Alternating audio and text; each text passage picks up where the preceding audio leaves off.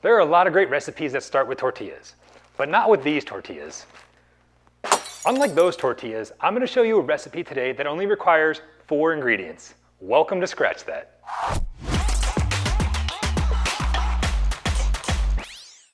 Today, we're going to make tortillas using 4 ingredients. But why would I, as a gringo, run the risk of potentially offending your abuela by making my own tortillas?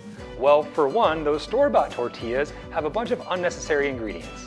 And those ingredients are there for 3 reasons. 1, to extend the shelf life. 2, to increase their profits. 3, to decrease your health. So let's see if we can make your abuela proud. The 4 ingredients you'll need are flour, water, butter, and fine salt. You'll want to use warm water. I aim for 115 to 120 degrees. And some people will use softened butter, but I prefer to just melt my butter in the water as I heat it. When it's time to bring the ingredients together, you'll first mix your salt into your flour before beginning to slowly incorporate your water and butter. And I do have a stand mixer, and you can certainly use yours if you prefer, but I like the process of bringing everything together by hand. And once you've put together a cohesive dough ball, now you can start kneading on a clean surface. I'm not a trained chef. I haven't even been a cook in a kitchen other than my own. So when I first started working with dough, it was a little intimidating. But it's really a simple process once you get the hang of it. You're simply pushing the dough away from you using the heel of your hand, then folding it in half towards you and pushing it down. Then push away from you again to stretch the dough while giving it a quarter turn to begin repeating the process. And you'll want to do this for about 10 minutes or until you have a smooth dough ball. And while the recipe calls for 3 cups of flour and 1 cup of water, those quantities can actually change depending on your climate. So it's okay if you have to add a few sprinkles of flour or water as you need if the dough feels too wet or too dry. Now what's really important before you start forming your tortillas is that you let the dough rest for 30 minutes.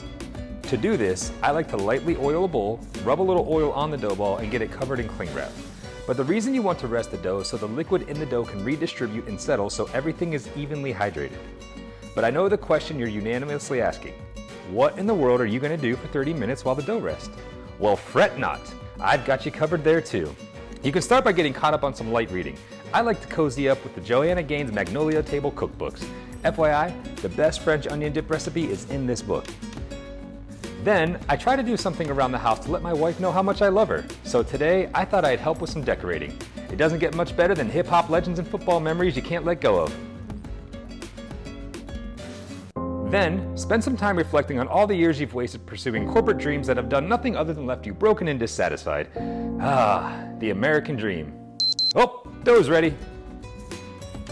Now that the dough's rested, it's time to make little dough balls. The size of your dough ball will basically be determined by whether you want tacos, fajitas, or burritos. But I actually want to make these tortillas just as a snack for the kids. So I'm just going to make my dough balls a little smaller than a tennis ball. And as I form the balls, I set them on parchment paper and keep them covered with a damp towel so they don't dry out. Then the last step before cooking them is to shape them into rounds.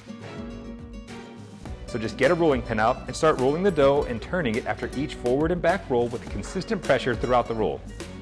In the meantime, I'm going to have my cast iron pan preheating over medium-high heat.